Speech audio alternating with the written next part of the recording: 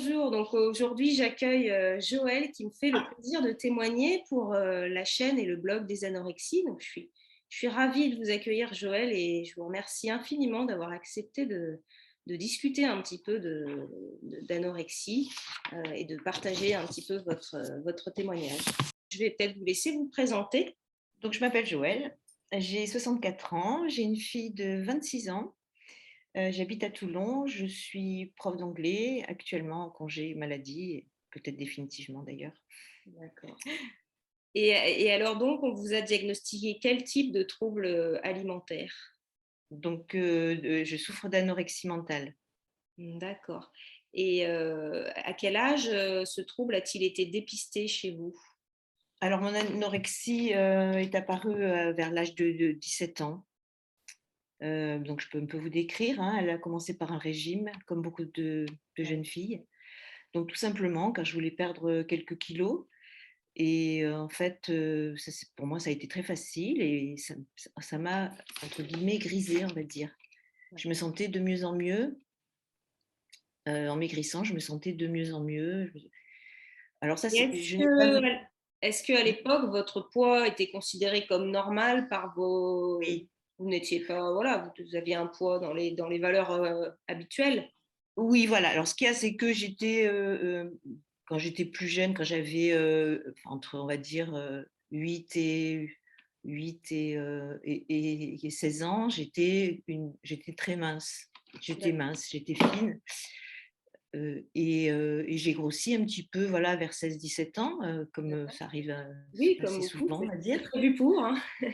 Voilà, alors il y a eu quand même des bon, voilà, je ne vais pas vous dire comment c'est déclenché exactement. Enfin, c'est le régime vraiment qui l'a déclenché. Peut-être le régime, je l'ai fait avec une amie, on l'a fait en même temps. Mais c'est vrai qu'il y avait eu des petites réflexions, c'était ma grand-mère, qui je me souviens toujours de cette phrase: «Ah, elle a un bon fessier». Bon voilà, je me souviens de cette phrase qui m'a on va dire que j'avais dû prendre, quand même, on va dire 8 kilos peut-être. D'accord. J'étais dans la norme si on regarde les chiffres, voilà, j'étais dans la norme. Si je vois des photos, j'étais dans la norme en réalité, voilà. Mais petit régime, je pensais pas, voilà, en arriver jusque-là. Bon, ça s'est fait quand même très progressivement. C'était raisonnable comme régime, hein. J'ai perdu à peu près 10 kilos, mais en un an. D'accord. Doucement. Voilà, mais c'est vrai que ça me plaisait et c'est voilà, en un an et après, progressivement, ça a continué, parce que je me sentais vraiment bien. J'adorais ça, en fait. Je me sentais mieux, je me sentais mieux dans mon corps, je suis devenue très hyperactive, pleine de vie. Voilà, je me Oui. sentais très bien. C'est ce que décrivent Voilà, beaucoup les synchronicité. personnes, hein. De toutes les façons, c'est un peu C'est ce qu'elles l'addiction. décrivent, hein, oui. Ouais, ouais, tout à fait. Du coup, vous aviez quel rapport avec votre organisme, votre corps? Vous avez eu la sensation d'être mieux après cette... Oui, je me sentais mieux, enfin, je me sentais mieux, je me sentais légère, je me sentais sans doute maîtriser mon corps, bien que j'avais pas de problème, particulier, j'étais assez sensible du ventre. J'avais souvent mal au ventre et là, quand je mange j'ai pas et ça a toujours été vrai, hein. D'accord, Quand je mange peu, je sens plus que j'ai un ventre et j'adore ça. Voilà. d'accord. Voilà, je souffre facilement du ventre et donc je pense qu'à la base, je suis pas quelqu'un qui peut manger d'énormes quantités non plus, hein. Il y a un organisme aussi derrière ça. Heu, mais bon, je pense qu'il y avait tout un tas de choses, en même temps. On reviendra peut-être plus tard sur les Ouais. raisons pour lesquelles je pense que je suis tombée là-dedans. Finalement, avant le diagnostic, vous n'aviez aucune idée de ce qui allait se produire, j'imagine. C'est pas une maladie sur laquelle on vous avait alerté, on n'en parlait pas vraiment à l'époque. Je ne connaissais pas et c'est vrai que je sais pas comment je l'ai enfin, je pense que je l'ai su enfin, je sais plus très bien là. Je sais plus très bien si je l'ai su parce qu'à l'époque, il y avait pas internet, hein, il Bien y sûr, avait bien sûr. pas voilà, pour se renseigner, je me rappelle plus très bien. Je sais que je suis allée voir j'avais une tante par alliance que j'adorais, hein. J'ai eu deux personnes comme ça dans ma vie qui ont été des mères de remplacement, on va dire et D'accord. qui, voilà, parce que ma mère, bon, on était une famille nombreuse et j'avais pas un super rapport avec elle, hein, il y a pas de maltraitance ni rien, hein, mais Oui. voilà et donc en fait, ma mère s'affolait que je ne mange pas, mais ne savait pas me parler. Donc, elle était médecin aussi. Et elle m'a, en fait, elle a téléphoné. Alors, non, oui, elle m'a indiqué, elle m'a dit: «Tu devrais aller voir quelqu'un». Et c'est elle, je crois que c'est elle. Je crois que c'est elle, je ne me rappelle plus très bien, qui m'a dit que j'étais anorexique. Donc, j'ai vu une personne. Vous aviez quel Et âge à bon, cette époque-là? C'était dans les 17 ans? peut-être dans les, non, un peu plus tard, hein, 20 ans, hein. Oui, 20 ans. Ça devenait un peu chronique. Après, voilà, je mangeais de la viande, mais bon, dans la journée, c'était les calories, hein, je devais absorber peut-être 300 calories, quoi, pas plus, quoi. C'était vraiment une époque, je ne mangeais que des yaourts et des pommes. C'était Ouais, vraiment, vraiment, vraiment très peu de choses. ouais. Et donc, j'ai d'abord vu une psychiatre, hein. J'ai fait un peu de psychothérapie et finalement, elle m'a dirigée vers quelqu'un qu'elle connaissait et que vous allez connaître, c'est le docteur Cyrulnik, Oui. qui est à Toulon. Mmh. Voilà, avec lui, c'est vrai que la première fois que je suis rentrée, il m'a dit: «Pourquoi vous venez?» Je dis: «Bah, je suis anorexique». Il m'a dit: «Ça alors, les anorexiques en général le nient». Voilà, avec lui, ce qui m'a fait beaucoup de bien, c'était son extrême bienveillance. C'est quelqu'un Oui, de très, très bienveillant. exactement. Il est Voilà, formidable. et C'est voilà. Vraiment, voilà, j'adorais les séances avec lui parce que, voilà, c'est vrai que maintenant quand on le voit aux conférences, il a beaucoup d'humour en plus. Et voilà, il est très ça me ça humain, hein, c'est ce qui fait que voilà. très, très humain. Mais voilà, je n'ai pas guéri. D'accord. Je n'ai pas guéri, voilà. Bah, vous l'avez suivi combien de temps? Ah, je l'ai suivi pas mal de temps, hein. Alors au début, j'y allais très régulièrement. Après ça s'est espacé, de par mes études, enfin j'étais un peu éloignée, hein, à Aix, ouais, je le voyais moins. D'accord. Voilà, après j'ai arrêté, mais voilà, j'ai toujours été anorexique. J'étais entourée de gens qui étaient pas forcément anorexiques, mais qui étaient un peu dans cette mouvance très, très mince, encouragée un peu par les gens autour. Oui, d'accord. Vous aviez un cercle, relationnel Oui. qui était un peu dans cette même mouvance. Et finalement, le diagnostic qui l'a porté, c'est une amie à votre maman? Le diagnostic, de certitude?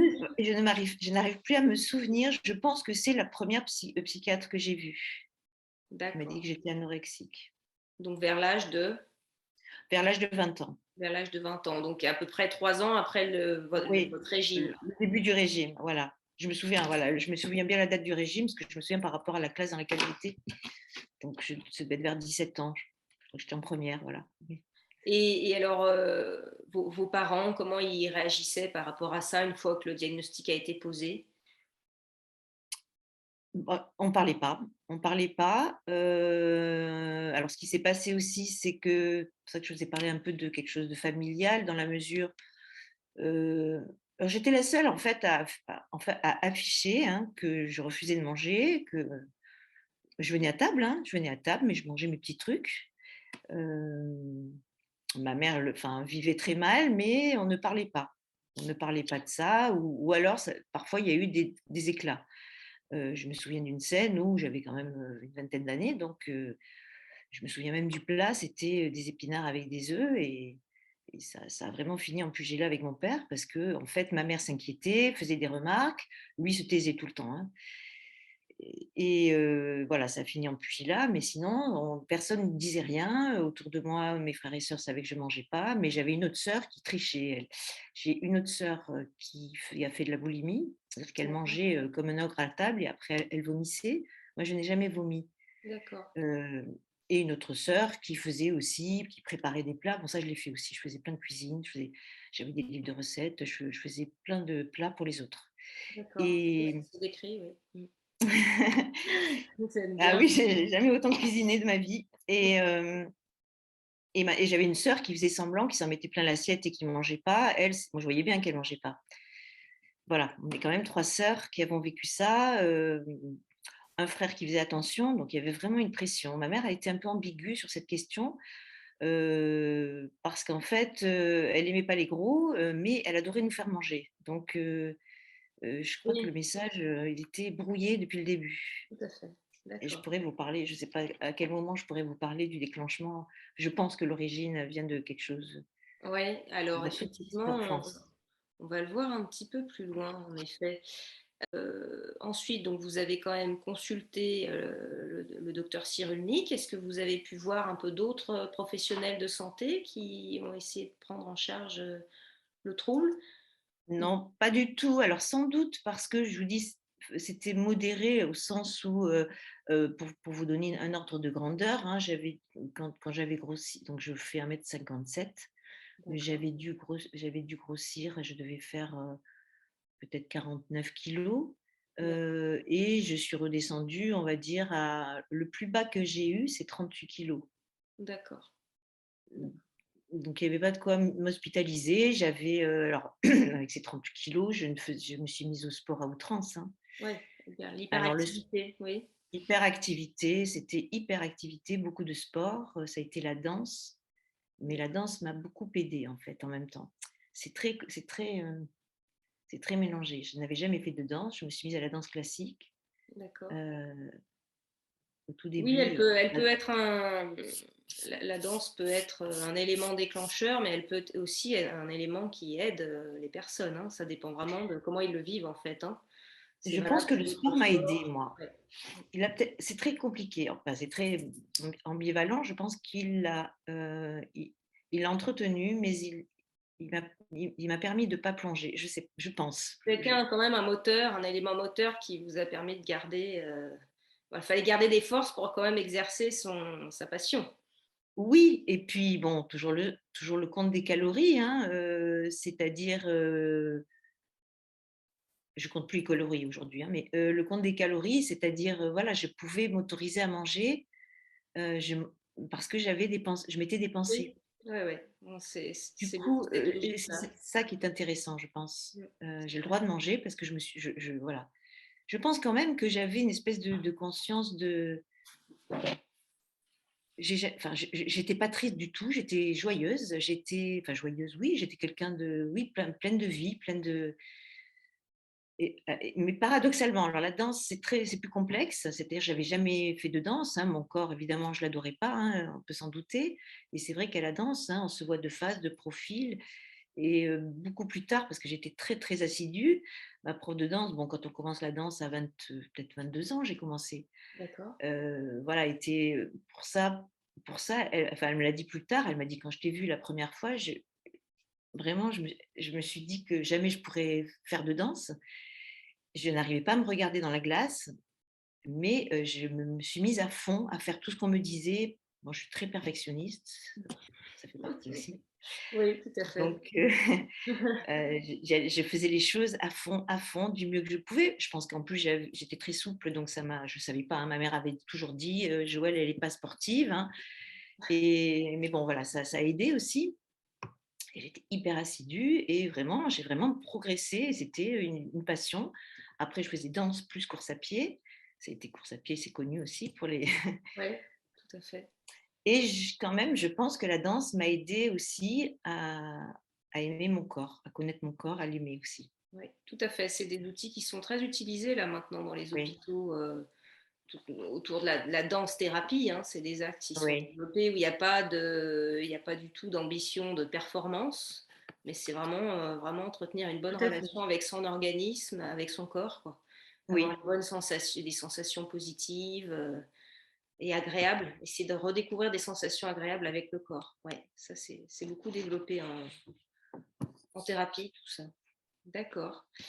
Et donc finalement, vous n'avez pas eu de phase de déni. J'ai l'impression que vous avez tout de suite, le déni n'a pas existé vraiment. jamais, jamais. Alors, comme je vous disais, c'est une chose que je disais pas a priori, mais si on me disait: «Tu es anorexique», je disais oui, voilà, je disais oui. D'accord. Et votre fratrie, comment ils réagissaient par rapport à la maladie? Ils essayaient de vous encourager à vous alimenter ou ils vous rejetaient ou au contraire ils vous couvaient? Alors ni l'un ni l'autre, je pense qu'effectivement, j'étais considérée comme différente. Comme je vous disais, j'ai une sœur, alors j'avais un frère aîné, mais il est très vite parti de la maison parce que il est très vite parti de la maison parce qu'il a fait des études à Paris. Et bon, il a eu D'accord. son bac à 16 ans, très brillant, bon, avec qui je ne m'entendais pas du tout. Hein. Donc, après, j'étais un peu l'aînée du coup. J'ai une sœur qui a fait comme moi, mais elle le cachait. Donc, officiellement, il n'y en avait eu qu'une qui était bizarre, c'est moi. D'accord, mais elle, comme vous disiez, elle a fait comme vous, mais enfin, en fait, vous étiez 3 filles dans la famille à souffrir d'un TCA finalement. Voilà, voilà, mais il y en avait officiellement, il n'y en avait qu'une voilà, Ou qui était c'était bizarre. affiché, enfin, c'était su et connu. Voilà, moi je m'opposais, voilà, enfin je m'opposais, non, je veux pas manger, enfin non, D'accord. voilà. Il y avait des voilà, c'est resté comme ça aussi. Il y a des plats que je ne mangeais absolument pas et c'était beaucoup plus discret. Je vous dis, j'avais une sœur, carrément qui le cachait. Ma mère n'a jamais su qu'elle avait ce trouble et une autre sœur quand même qui mangeait moins et on m'accusait un petit peu d'être, j'étais l'aînée, donc je donnais le mauvais exemple. Ça, Oui. c'était un peu ça aussi, je donnais le mauvais exemple. Heu, mais il y avait une bonne entente, bon, une très, très bonne entente de toute façon avec, ma sœur. J'ai une sœur qui a 3 ans de moins que moi, heu et et on est comme jumelles, en fait, un peu. C'est étrange. On a eu, alors, par moments des grosses disputes, mais il y avait des choses très étranges. Elle était à Paris, on avait des verrues en même temps, des choses, voilà, quelque chose de très proche avec, cette sœur. D'accord. Et donc, finalement, vous avez poursuivi, de quelle façon, à l'âge adulte, les soins, qu'est-ce que J'ai vous avez complètement vu? arrêté. J'ai complètement enfin, j'ai si, si, j'ai été suivie plus tard, en fait, parce qu'évidemment, hein, ça se fait pas sur un je pense que ça se fait pas sur quelqu'un de parce que quelqu'un de très sensible, hein, je pense, hein, et j'ai fait une Oui, rencontre, avec quelqu'un qui s'est avéré être ce qu'on appelle un pervers narcissique, d'accord, et c'est à ce moment-là, en fait, au moment où j'ai essayé de le quitter, que j'ai, recontacté d'autres psys, d'accord.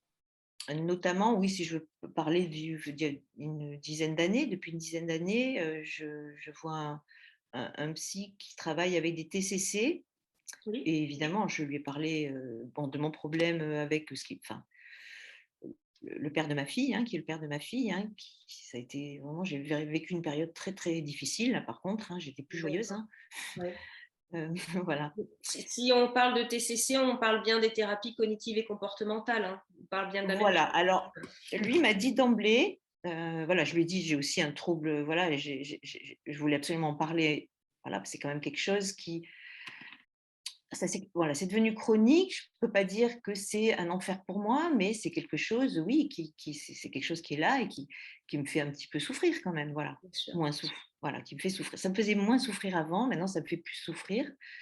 Et cette En fait, TCC, ouais. vous avez réussi à la poursuivre jusqu'à son terme avec le Ah, je continue à le voir. d'accord, d'accord, Je continue à le voir, c'est plus des discussions comme ça.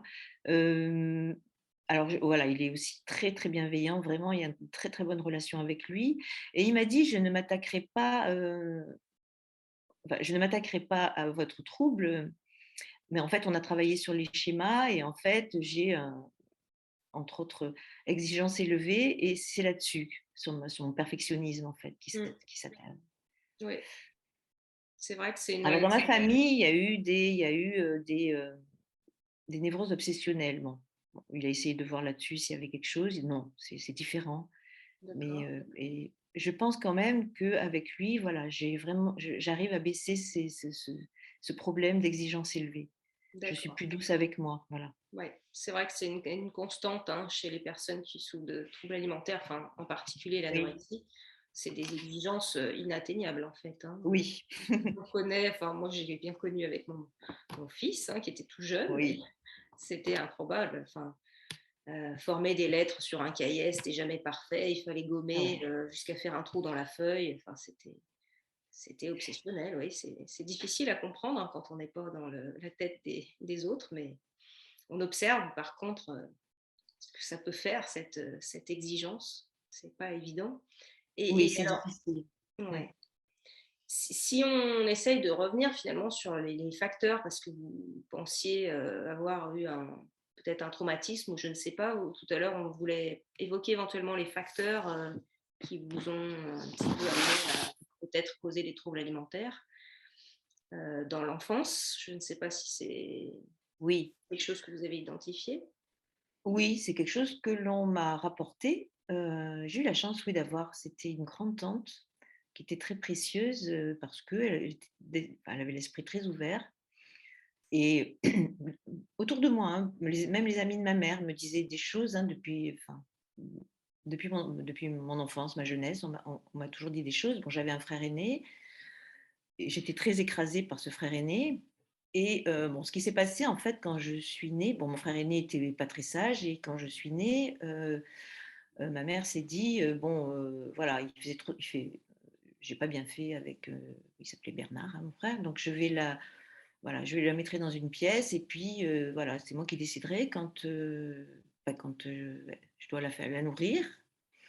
Et ma grand-tante me disait quand je venais, j'allais en cachette te prendre et tu étais contente, contente, voilà. Par contre, quand c'était tes parents, tu étais, voilà, toute raide, tu étais voilà. Et plus tard, en fait, ça je sais, bon, je mangeais très bien quand on me nourrissait, hein, voilà. Et quand on est passé du sucré au salé, j'ai refusé.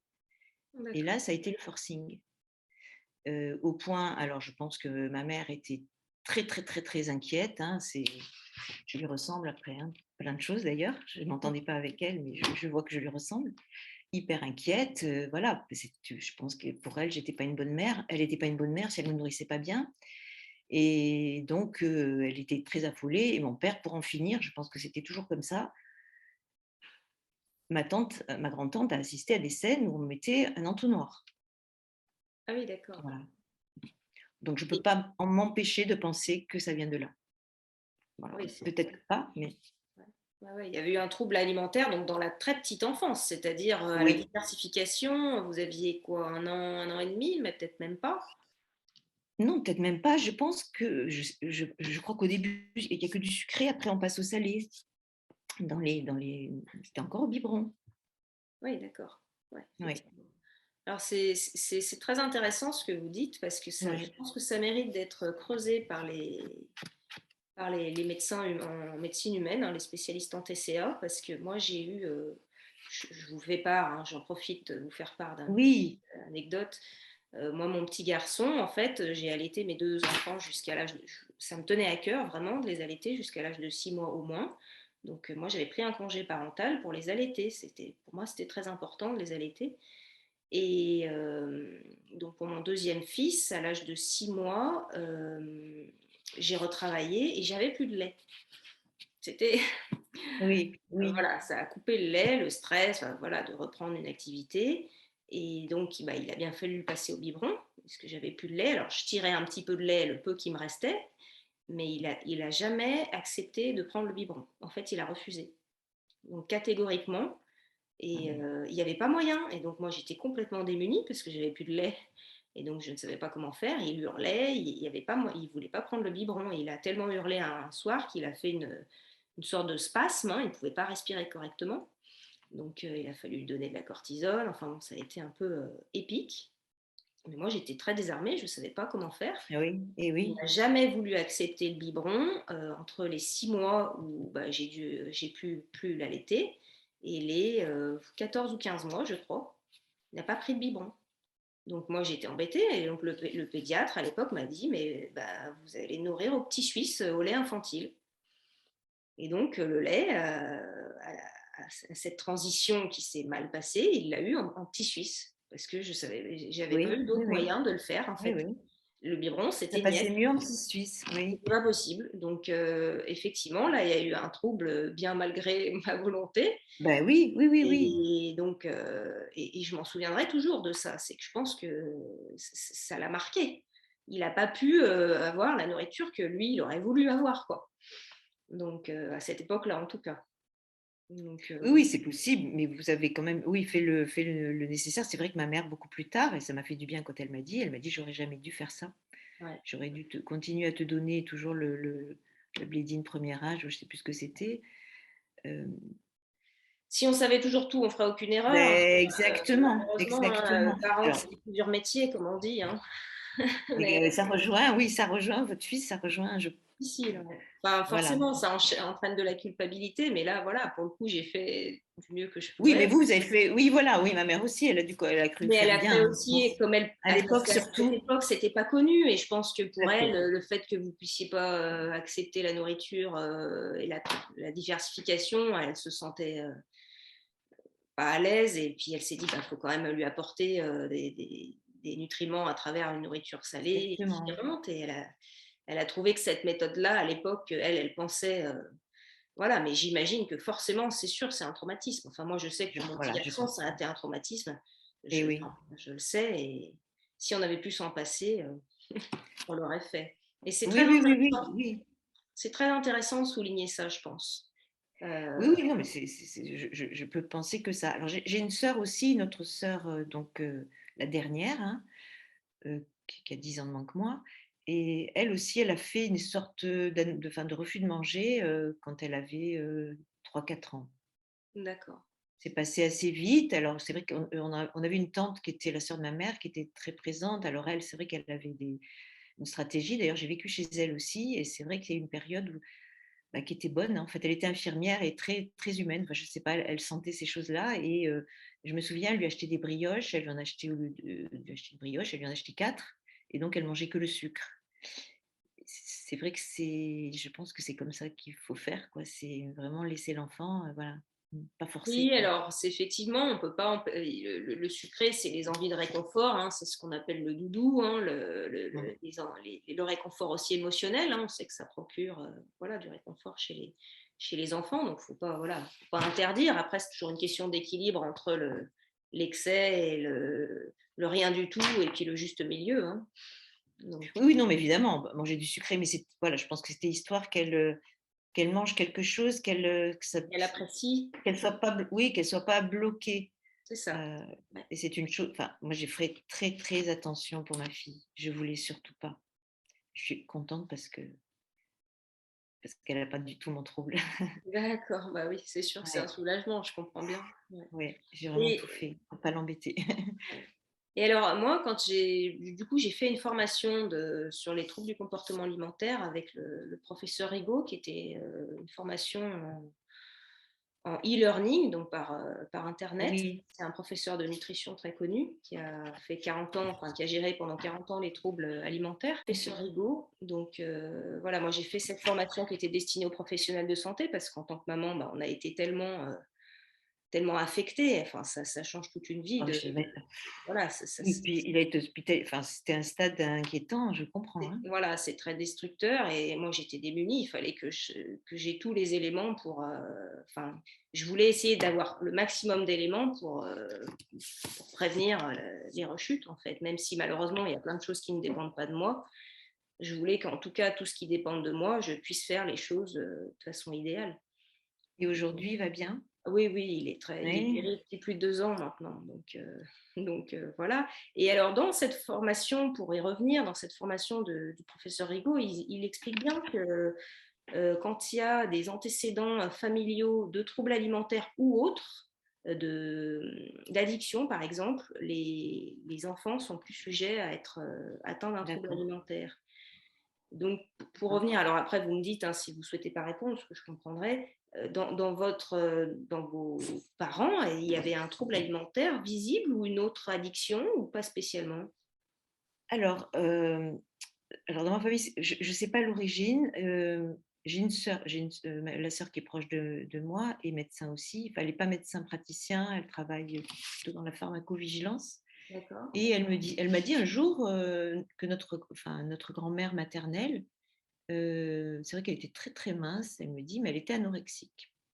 D'accord. Alors ça, c'est du côté de mon père. Et en revanche, du côté de ma mère, j'ai des cousines, non, des nièces, enfin oui, des filles de cousines. J'ai une cousine, donc il y a 2 filles qui ont été anorexiques, dont une qui a été longuement hospitalisée. D'accord. Voilà, Dans la il y a famille, il y a quand même des un petit choses peu, qui oui. sortent, oui, parce que Oui, donc moi j'ai été assez surprise, mais mental, il mentionnerait que la génétique disons, est présente dans à peu près, enfin, rend compte d'à peu près 33% des cas d'anorexie. Donc, bon, voilà, il y a certainement un terrain quand même de prédisposition par rapport à ça. Oui, c'est vrai que ça, c'est une chose aussi que je recherchais quand je consulte les sites, hein, effectivement, parce que bon, en fait, mon cas aussi, c'est pour ça aussi que j'avais envie de parler aussi, c'est que je n'ai jamais entendu, alors peut-être que parce que ça ne se dit pas, euh, enfin, de personnes qui sont anorexiques toute leur vie. Enfin, oui, pas toute leur vie, mais de 17 à... je- c'est une anorexie aménagée, on va dire, hein, mais voilà, je ne peux pas dire que je suis comme tout le monde. C'est pas que je veux absolument l'entretenir, Ouais. c'est que je cache rien. Enfin, j'aime pas. Enfin, je veux pas dire autre chose. Si, c'est vrai, je suis toujours anorexique. Je peux pas dire autre chose. Il y a des aliments que je ne peux pas manger. Je ne peux pas. D'accord. C'est Mais des aliments qui me font peur. Voilà. mm, Mais ça va mieux. Ça va mieux. Hein, mais c'est vrai que dans un bon pourcentage de cas, c'est 2 tiers, c'est 3 quarts, ça guérit en quelques années, 5 à 10 ans en oui. moyenne, mais ça peut se chroniciser et durer plus longtemps. Par contre, de ce que j'ai de mes recherches, d'après mes recherches, c'est pas parce que ça dure 20 ans ou 25 ans qu'il n'est pas possible d'en sortir. À ce propos-là, moi j'avais fait un article, je ne sais pas si vous en aviez pris connaissance, qui est le témoignage d'une personne qui s'appelle Nicole Desportes. Et je vous relayerai, je vous enverrai le lien. Ouais, J'ai d'accord. fait un article sur mon site. Donc elle a publié un livre. Hein, elle est guérie après 25 ans d'anorexie quand même. Je l'ai lu, effectivement. Donc Oui, oui, oui. voilà. Et donc Oui, c'est intéressant. elle avait fait un témoignage audio que j'ai mis dans l'article aussi, qui est très intéressant à écouter. Donc c'est voilà, on peut quand même arriver à vaincre ce trouble au bout de plusieurs décennies. Euh, et dans les groupes de parole, je vois même des gens qui, au bout de 40 ans, arrivent à sortir de ça. Donc, Oui. après, je pense qu'effectivement, ça Oui, demande, ça, ça c'est 40 demande ans, là. d'avoir des soins, je pense, spécialisés et multidisciplinaires. C'est-à-dire, la thérapie cognitive et comportementale, elle peut être axée sur le trouble alimentaire d'ailleurs, hein, ou pas. Oui. Avoir un médecin diététicien ou un nutritionniste compétent en troubles alimentaires, parce que il y en a, s'ils n'ont pas les compétences, ils vont peut-être plus accentuer le trouble qu'aider. C'est un petit peu C'est à ça. double tranchant. Ouais. Et puis un médecin, disons, somaticien qui va traiter un petit peu tout ce qui est complications et puis tout ce qui est fonctionnement du corps qui va être modifié par la maladie, en fait. Oui, c'est vrai que à ce niveau-là, c'est vrai que je fais attention, hein, quand je fais des analyses. Enfin, voilà, je suis suivie, on va dire, quand même, parce que je sais que je ne mange pas normalement et que j'ai. Après aussi, dans ce que je ne mange pas beaucoup, mais je mange pas. Il y a des choses que je ne mange pas. C'est vrai que je prends des compléments alimentaires parce que je sais que je ne peux pas les manger, même si je fais D'accord. des efforts. Par exemple, en ce Oui, moment, je je mange comprends. des noix parce que donc j'ai Et vous pris êtes beaucoup arrivé d'eau. à arrêter net le tabac. Ce jour-là, j'ai arrêté net. Félicitations, parce que c'est pas, vous voyez, c'est... Oui, oui, j'avais arrêté. Pourtant, j'avais arrêté pour ma fille, bêtement, hein, j'avais arrêté. Enfin, j'ai repris bêtement plutôt. J'avais arrêté 3 ans. Pour ma fille, j'ai pu arrêter aussi. D'accord. Et en fait, voilà, il suffit que quelqu'un m'ait dit prends un taf. Et bon, moi, je fais partie des gens. Un taf, c'est mort. Je Mm. mets beaucoup en plus, hein. Et donc, voilà. Donc, j'ai accepté de prendre du poids. Je me suis dit là, t'as pas le choix maintenant. De toute façon, tu arrêtes de fumer. Et forcément, j'ai compensé par des sucreries un peu. Et puis, parce que ça bouffe des calories, que j'en avais. Voilà. Mm. D'accord. Donc, là, je vais revenir un petit peu donc, sur les questions au niveau des Oui. amis de votre entourage amical. Est-ce que vous avez des amis qui ont un trouble alimentaire? Est-ce que vous en parlez de temps en temps? Est-ce qu'ils font pression sur vous pour faire certaines choses? Ou comment se comportent-ils vis-à-vis de ça avec vous? Non, c'est quelque chose qui ne se dit, enfin, non, les gens le voient, mais disent pas, Ah, n'osent pas dire. d'accord. Ils savent que je suis comme ça et si, bon, j'ai une bonne amie, mais que j'avais plus vue pendant quelque temps, hein, voilà, qui me disait: «Tu manges trop chaud, trop froid, trop ci, trop ça». Bon voilà, après quand on me donne trop d'ordres, ça passe Oui, c'est pas. compliqué. C'est compliqué au niveau de la relation, bien sûr. Faut être, oui voilà, mais on retrouvera ça, enfin, l'attitude, avec la nourriture, tout ce qui est très direct, ça passe pas. Mmh. Je comprends. Je comprends tout à fait. Et de ce fait, il y a des gens avec qui vous avez coupé le contact parce que ça se passait à cause de votre trouble ou pas vraiment? Couper le contact, non, mais je pense quand même que ça joue. Ça joue parce que bon, si vous voulez, c'est vrai que, bah, j'étais partie justement en vacances là avec cette amie et c'est vrai qu'il y avait eu une dispute et elle me dit: «Oui, tu manges enfin, moi j'ai besoin de manger à midi et je dis: «Mais je t'empêche pas, enfin, je veux dire les gens ils peuvent manger à côté de moi. Moi je mange une pomme, hein, puis, ça me gêne pas. Il y en a que ça gêne pas et puis il y en a, c'est pour eux c'est compliqué, ils ont honte de manger à côté de moi. Moi ça me gêne pas que les gens mangent, Mmh. ça me gêne pas. Enfin je veux dire, j'empêche pas les gens de manger quoi. Mais bon voilà, si vous voulez, il y a ce côté-là, c'est vrai que quand je travaillais, bon, bah, les gens allaient manger ensemble et moi, beh, je venais avec ma pomme ou je m'en allais. Souvent, je m'en allais, quoi. Mmh. Donc je pense que souvent, je m'isolais à cause de ça. Après, je suis assez solitaire aussi. Ouais. Tout ça va ensemble. Mmh. Et est-ce que pour vous, tout ce qui est moment de partage au restaurant, c'est quelque chose que vous faites ou pas trop, Oui, rarement, rarement, c'est vrai que c'est pas tout non plus on va dire j'allais dire dans ma culture, oui. dans Oui, vos habitudes? c'est pas un truc, voilà, le restaurant, je veux dire même dans ma famille, on n'était pas très enfin, mes parents qui mangeaient normalement, on n'allait pas beaucoup au restaurant. Donc c'est pas un truc absolument en fait, j'aime bien aller dans un restaurant, très raffiné, enfin très bon, mais voilà, le restaurant répétitif, ça Oui, me passionne pas. Maintenant, j'apprécie beaucoup. Oui, j'apprécie ce moment ensemble. Oui, j'apprécie maintenant. Mais je pense que j'ai toujours apprécié en fait, très bien.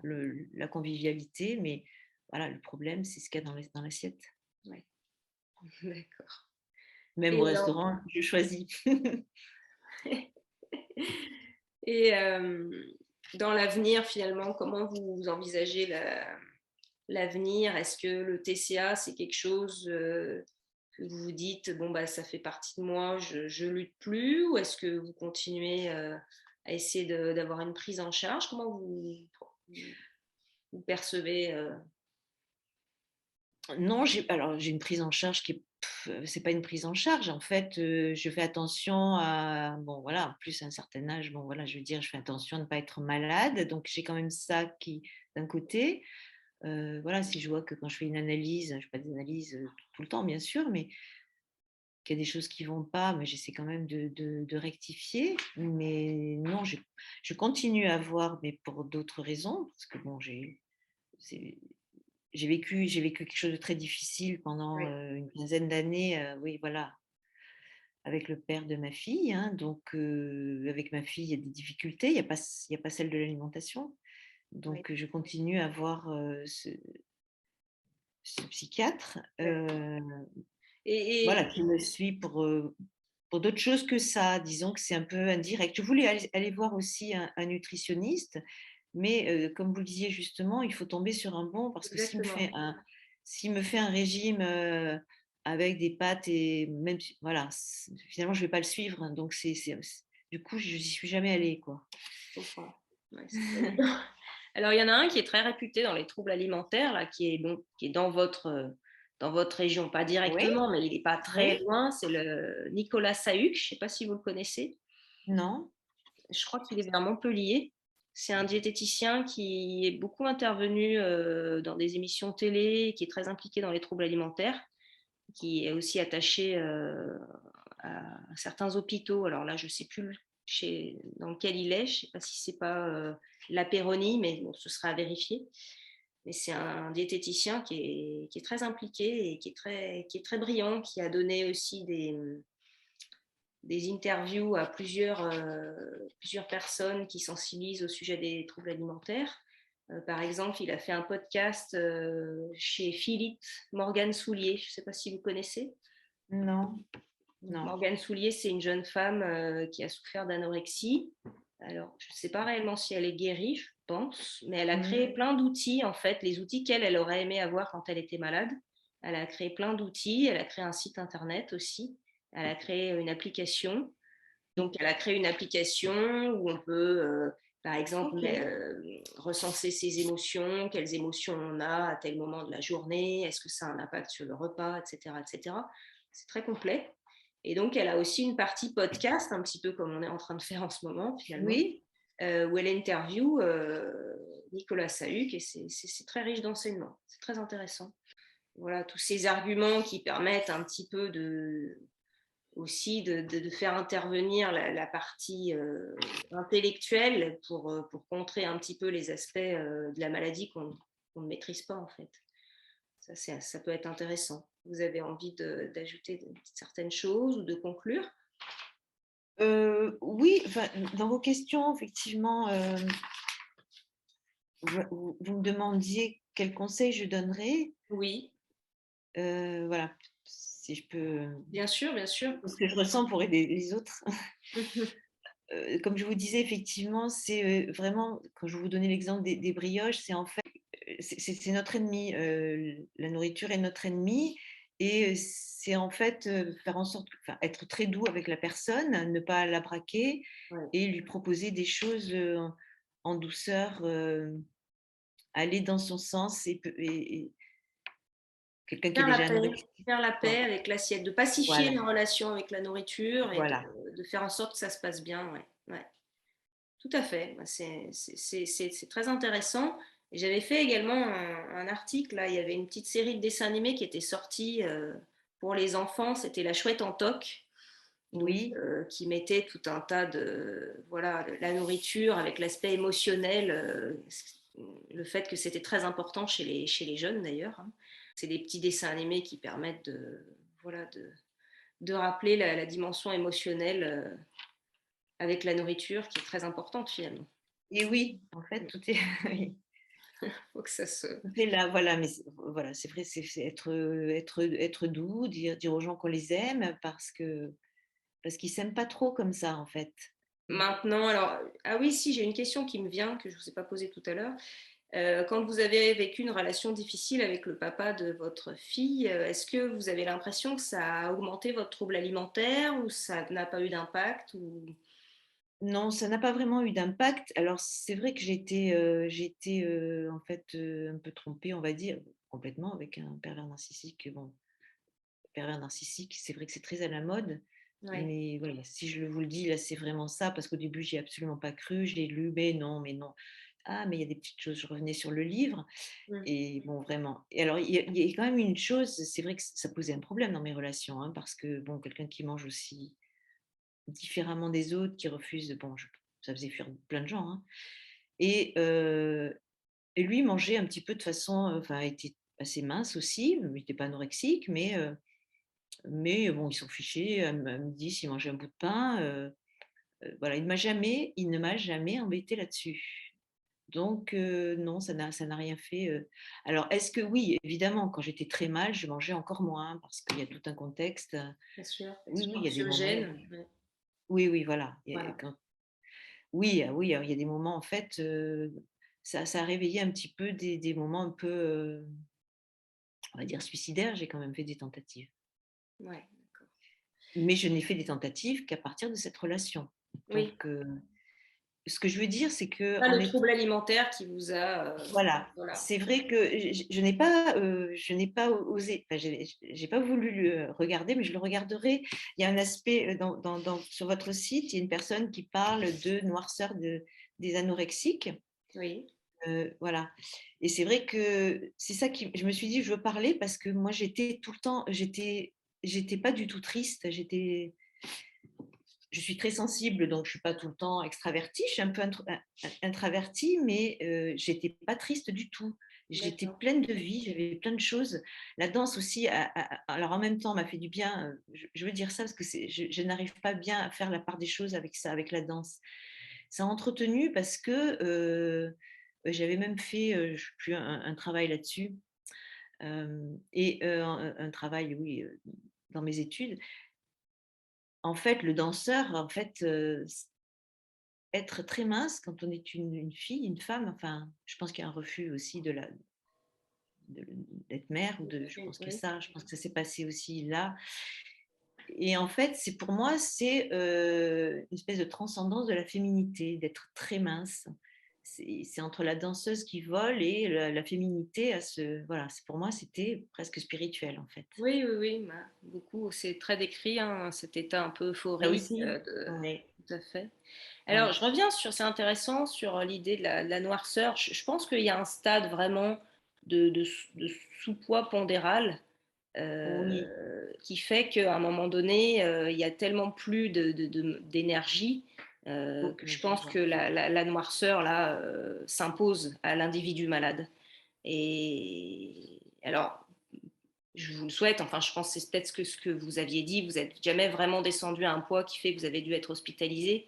C'est peut-être ça qui vous a sauvé, Je entre pense. guillemets, de cet état Oui, de noirceur, parce que c'est vrai oui, que moi, il y a beaucoup de malades qui le décrivent quand ils n'arrivent pas à, quand ils descendent vraiment en dessous d'un poids critique, ben, la noirceur, elle s'impose à eux, en fait. Hein, et donc, c'est vrai que moi, d'accord, je comprends mieux. Oui, oui, voilà, je d'accord. pense que c'est ça qui fait que peut-être vous avez pu Oui, échapper à entre guillemets, ce phénomène-là de noirceur. Moi, je l'ai connu pour mon petit garçon, hein, quand il était en dénutrition sévère. Hein, on ne savait pas comment lui enlever les idées noires de la tête. Hein, ça s'imposait, c'était omniprésent. Je oui, pense c'est que peut-être peut-être ça lié. Oui, oui. a Mais c'est dû. vrai que je n'avais pas du tout envie. Enfin, c'est vrai qu'il y en a qui ne comprenaient pas à l'époque en plus. Hein. Oui, peut-être toujours qui ne comprennent pas, qui pensent que effectivement c'est un peu suicidaire, c'est l'envie de mourir. Et c'est vraiment une chose que je veux dire parce que je n'ai jamais. Alors, je vais revenir sur mes tentatives, mais voilà, en tant qu'anorexique, ça ne m'a jamais rendue triste, hein, jamais, jamais. Je me sentais bien, je me sentais pleine de vie. Même D'accord, si, bon, effectivement, des fois, ça m'est arrivé d'avoir des hypotensions, mais bon, voilà, c'est des hypotensions, c'est tout. d'accord. Hem, mais C'est bien que vous voilà, n'ayez pas connu voilà, ce stade-là oui, voilà, que traversent sans doute, voilà, parce que certains j'ai malades. pas voilà. Mais je pense que je n'ai jamais voulu, enfin, j'ai toujours fait attention. Je pense que j'étais bien à ce poids. Il y a un autre aspect que je voulais aussi dont je voulais vous parler aussi. Dans un des petits films que j'ai vus, Oui, il y a un jeune homme qui dit qui parle, enfin, du fait d'être maigre. En fait, je pense aussi que j'avais besoin d'être différenciée. Il y avait ce côté-là aussi, d'être la plus maigre, d'être la plus. Voilà, j'étais petite, j'aimais bien être petite parce que souvent en rang, j'étais la plus petite. Euh, je pense que voilà, j'ai manqué, j'étais oubliée chez moi. d'accord. Voilà, il y a cet aspect aussi. Je vais Oui, vous oui, non, dire. mais c'est sûr que ça rentre en compte dans l'aspect psychique, hein, voilà, le perfectionnisme, d'être la plus comme ci ou la La plus comme plus, ça. oui, C'est plus ou c'est ça, moins ça va. conscient, hein, c'est plus ou moins conscient. Hein, il y a une partie de conscient et d'inconscient, mais ça rend compte de toute la complexité de ces troubles, en effet. Il y a quelque chose, je crois, que vous souhaitiez rajouter, mais je ne sais plus à quel sujet. Vous vouliez dire, vous vouliez revenir dessus. Non, non, c'est effectivement sur le conseil à donner le conseil à donner à une petite fille qui est anorexique, hein, c'est effectivement être très doux, lui proposer. Alors, je vais peut-être parler de ma fille, bon, ma fille, elle n'a pas été anorexique du tout, mais j'ai vraiment veillé depuis qu'elle est petite, pas à la laisser manger comme elle voulait, mais à lui dire, par exemple, un nouveau plat, je lui dis, tu goûtes, si tu n'aimes pas, tu laisses, et je ne l'ai jamais forcé. Bon, peut-être que même si j'avais été différente, ça serait bien passé, mais voilà, je l'ai toujours laissé. La liberté de La choisir. liberté, vraiment, j'ai vraiment fait attention de ne pas faire de. Voilà, et des moments elle a grossi, voilà, mais elle grossissait, elle Voilà, il n'y avait maigrissait. pas de Donc, j'ai eu commentaires. vraiment. Ça, c'est très important ce que vous dites, ouais, de ne pas faire de commentaires Oui, sur l'apparence corporelle des gens. C'est terrible, mais c'est tellement fréquent, c'est quotidien, hein, quasiment. Chacun se permet de dire un tel il est comme ci, une telle elle est comme ça. Je pense que les gens ne se rendent pas compte à quel point ça peut être blessant. Et puis, c'est pas approprié de faire un commentaire.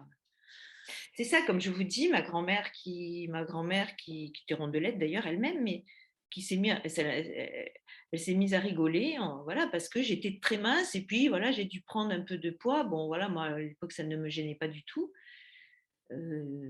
Et je me souviens de cette phrase, je me Ouais, souviens des ça lieux, je marche. me souviens de tout, oui.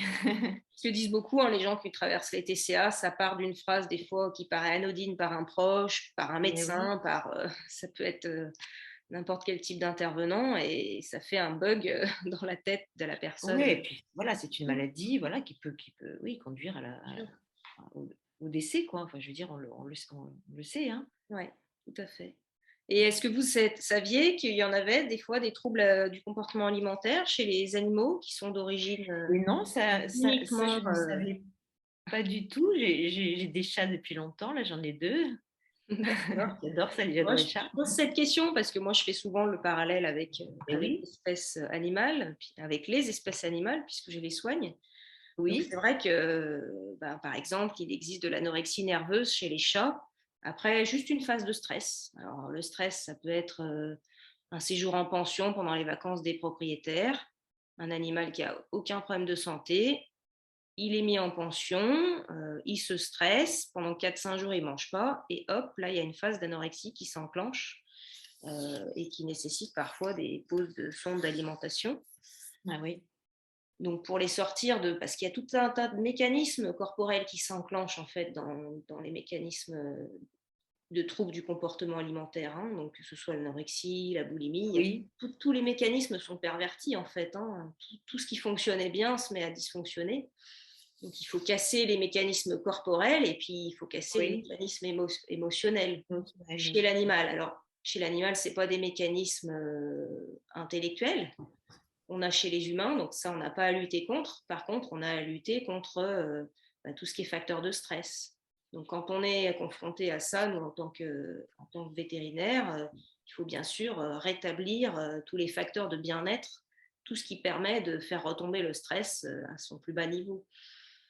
Donc, c'est pas évident hein, parce que les maîtres culpabilisent beaucoup, mais en même temps, ils ont le droit de partir en vacances et puis ils ne pouvaient pas prévoir que leur animal allait s'arrêter de manger en pension si un séjour précédent s'était bien passé, par exemple. mais oui, et oui. Donc, Et on arrive quand même à ce que ça revienne à la normale. oui, dans beaucoup de cas, il faut le Oui, prendre tôt, en fait. Il faut pas laisser les choses courir. Il faut le prendre assez tôt. Donc, c'est vrai que souvent, on a la réaction de la part des propriétaires qui, ils ont très très souvent cette réaction de penser que c'est un acharnement de poser une sonde d'alimentation.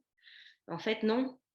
Au contraire, ça doit être pris comme un soin, comme si vous alliez prendre un cachet. Alors bien sûr, bah, il y a un petit tube, il y a quelque chose, mais c'est un médicament, c'est un acte médical qui va faire qu'on va pouvoir inverser la vapeur, inverser tous ces mécanismes pathologiques qui sont mis en place, même en peu de jours, pour pouvoir rétablir l'équilibre nutritionnel et puis ensuite, voilà, bien remettre l'animal dans son état, dans son mode de vie qui permette de diminuer le stress. oui, Donc, oui, je comprends. C'est en fait le fait de remanger fait qu'ils vont remanger, oui.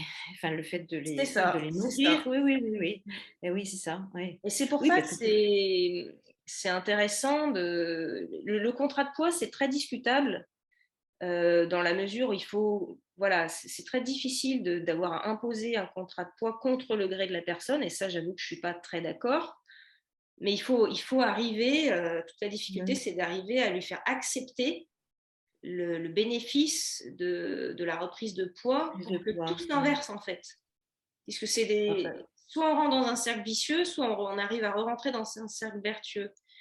Après, bien entendu, le gros problème qu'on a sur les prises en charge qui sont parfois encore un peu obsolètes, c'est qu'on refait prendre du poids aux gens sans les prendre en charge sur le plan psychique. Ça ça recommence. s'accompagne de détresse, et puis les gens ils sortent, et puis pof, ils repèrent tout parce que en haut, on n'a pas pris en charge la détresse émotionnelle et puis Et oui, toutes les cognitions erronées aussi face à l'alimentation, parce qu'il y a tout un tas de mécanismes, enfin de connaissances, pseudo-connaissances, de choses qui sont intellectualisées, de fausses idées à propos de l'alimentation qu'il faut déconstruire en fait. Donc ça, c'est la difficulté chez l'humain, mais en tout cas, sur le côté émotionnel, nous, si on réinverse, si on arrive à rétablir à diminuer le stress de façon drastique chez l'animal et qu'on le renourrit, ben, on le rétablit. En tout cas, ça, c'est connu. Oui, oui, oui, oui. Oui, c'est vrai que je me souviens pas, je me souviens très bien avoir lu plein de livres, hein, justement, où j'étais choquée, hein. Je me souviens je crois que c'était Solène, là, la fille de Oui, TVA. Patrick Oui, Poivre d'Arvor. c'est elle qui avait écrit, je ne sais plus si c'est elle qui avait écrit Alors, c'est lui qui a écrit les livres, puisque des sa livres, hein, fille est oui, mais décédée. Sa fille est je crois décédée. que Et alors, je ne crois pas mmh. qu'elle ait écrit de livre, mais je ne voudrais pas me tromper. Oui, non, non, alors c'est peut-être pas elle, je ne sais plus, mais je me souviens d'un Oui, livre il a où écrit 2 livres, au sujet de sa fille, oui. oui, alors c'est peut-être lui, mais je pense que c'est décrit par l'anorexique elle-même. Bon, il y a aussi, comment elle s'appelle? Chaque fois j'oublie les noms. Jour sans fin, Delphine de Vigan. voilà. Voilà, oui. Oui, je l'ai lu J'ai celui-là aussi. adoré aussi, oui, mais ça je l'ai lu beaucoup plus tard, mais l'autre effectivement je lisais et bon, je savais voilà qu'ils étaient internés, il y avait un contrat quoi et elle parlait de de l'assiette d'haricots verts luisants quoi, voilà, c'est obligé de manger ça.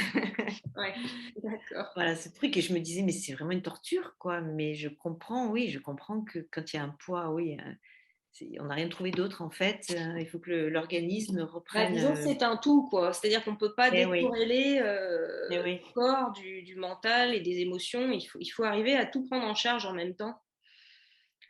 Et c'est vrai que, bon, jadis, la prise en charge, c'était un peu de gaver les gens sans essayer de comprendre ce qu'il y avait derrière. Et on les soignait pas, en fait, hein. On les soignait Mmh. du moins pas du tout à 100%, loin, loin s'en faut.